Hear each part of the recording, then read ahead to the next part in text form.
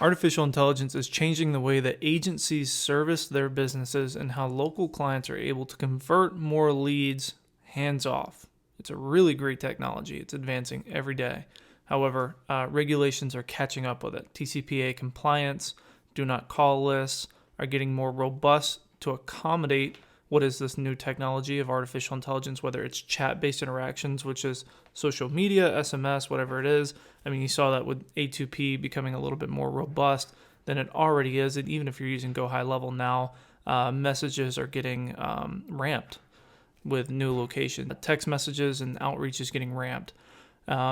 This pertains to any AI interaction, as well as, and most importantly, they're considering robocalling, which is AI voice. Little post-production here. I actually included the document that he's talking on in the screen in the description, so you can take a look at the document and also read along or keep it for your own, education. So I'll put that down in the description, as well as a link to our school group where we tend to stay on top of things like this. So I have Mike from RocketFlow that's going to go over a couple of things and educate you on what has changed, what is going to change, because it's going to pertain to your agency and the clients that you manage and the way that you outreach to consumers. So without further ado, I'm going to let Mike take it over. Hi, everybody. This is Mike Brezel. So I want to talk a little bit today about the TCPA and the FCC. You know, we're all entangled in our acronyms, but the TCPA is the Telephone Consumer Protection Act. So when we see a law like this or a rule like this passed, sometimes we're hesitant to really pay attention a whole lot and initially come to the conclusion, hey, it doesn't affect us.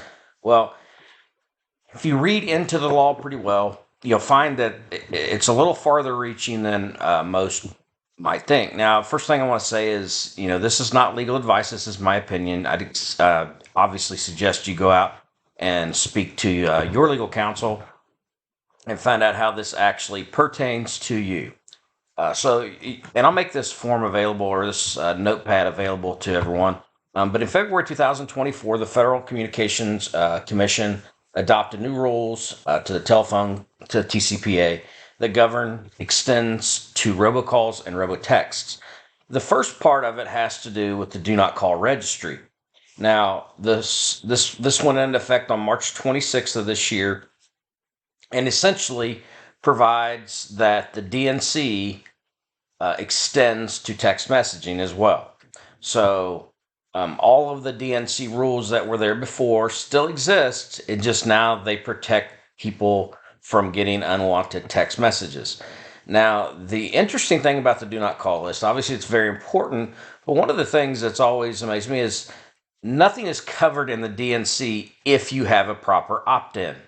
So it's just a list of names that you have, and there's really a lot of legislation that prohibits you from marketing to these people directly anyways. So you have the Can-Spam Act, which prohibits you from emailing people that haven't opted in.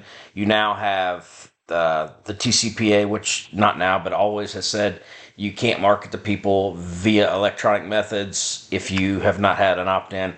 So now they're just broadening what's in the Do Not Call registry for text messaging. Now, obviously, there's still ways to market to people that you need to verify through the Do Not Call registry.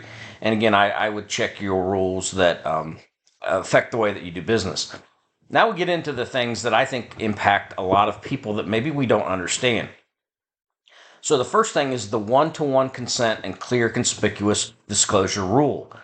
And the verbiage is here that talks about one identified seller, and that you have to conspicuously authorize how that person is going to interact with the lead, if you will.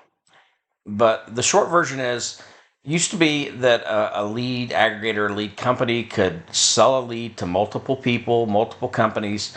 And that's why, if you remember, when you've called people in the past, I've already been called 20 times. Why are you calling me now? Well, the reality is they were being called. Maybe you were the only agent, the only sales rep that got their information, but the information was sold to multiple different industries, multiple different verticals, and that lead was hit on a lot of times. Well, that's no longer allowed.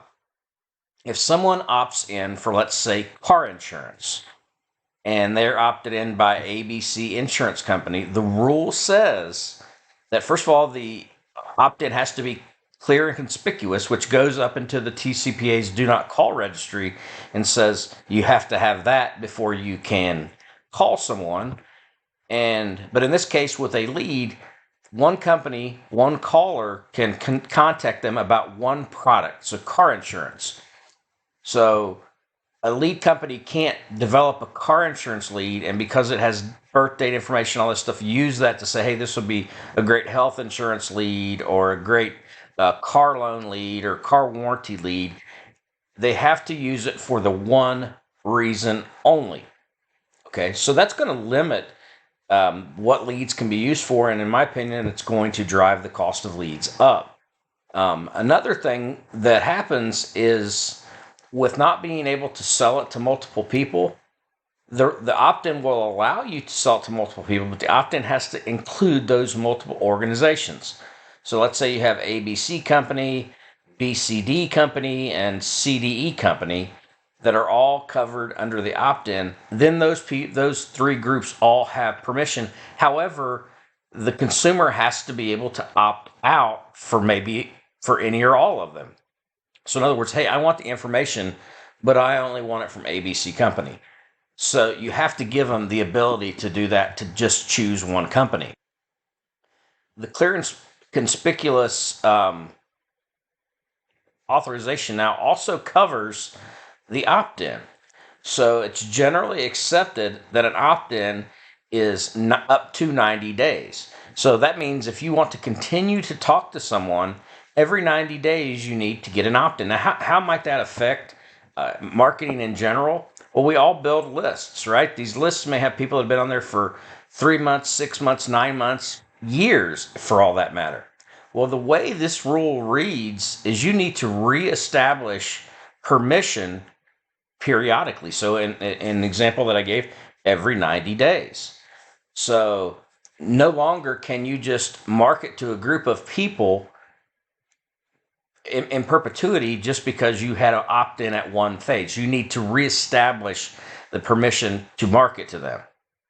So another thing to keep in mind with the opt-in is it also eliminates your inherent ability to continue to market to people that you've sold something to. So that does not establish an ongoing relationship unless it happens to be an ongoing purchase. So maybe it's something with a membership and they're paying $99.99 a month or whatever it happens to be. Then yes, you're reestablishing that every time they make a purchase. But let's say you sell somebody something around Black Friday, and then 6 months later you want to come out with a Black Monday sale. You don't have the permission to market to those people directly. Now, this doesn't mean that you can't target them in maybe Facebook or Instagram or one of the other socials, or like Google in the search, but you are limited from marketing to these people. Now, one thing that comes when I say this stuff to people that really pops up, I find amusing, is, well, so-and-so does it. Okay, that doesn't make it right. If so-and-so gets caught and fined, does that mean that you will? No, it doesn't. But is that an excuse for you to do it? Well, so and so does it. I don't think when the officials come asking for penalties that will come in mind. As far as penalties go and enforcement, I'll allow you to research that on your own. That's another one of those areas that there's different opinions. But so that's how the one-to-one consent and conspicuous disclosure works. So you're going to make sure that leads are for you, by you, selling for you, and that the disclosure itself is conspicuously posted and not misunderstood. The next thing is that it has to be, the final thing is it has to be logically and topically related. So what that means is the old terminology used to be bait and switch. So you can't send somebody an ad about a free book and try to sell them something that's not related to the book. You can't send somebody an ad about, hey, there's a way to get free health insurance, and then turn around and sell them a physical product. It has to be the same thing. One of the things I've seen frequently is, fill out this form, get entered to win a trip to the Bahamas. Okay, the way that reads is It's okay to do that if you're going to be marketing a trip to the Bahamas to them. However, if you're going to use that trip to the Bahamas to therefore build insurance leads, let's say, the way the legislation reads, that's no longer possible. Now, the other thing with the one-to-one consent and the logic and topically related, as well as conspicuous disclosure, is those go into effect January 27th of 2025. So based on right now, we're 240 plus days away from that.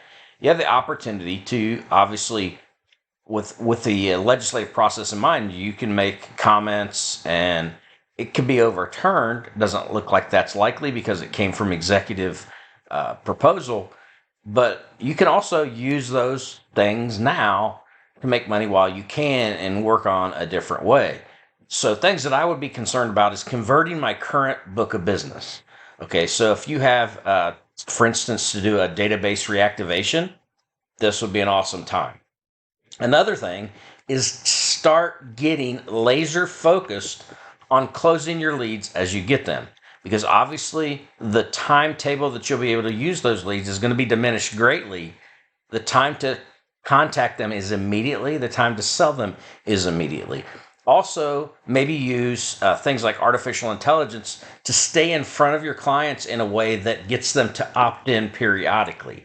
So maybe sending out contest ideas or sending out, hey, what's your favorite color, red or blue?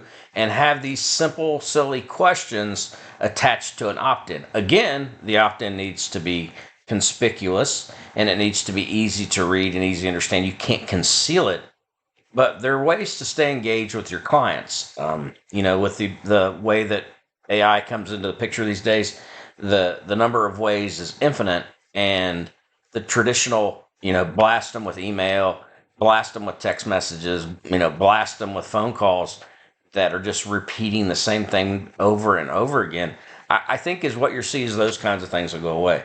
Is this a business killer? Absolutely not. For some, it absolutely will be. But, what we need to do is try to, in advance, figure out ways to work our way through this. It's not the end. It's just a turn, and it's just the beginning.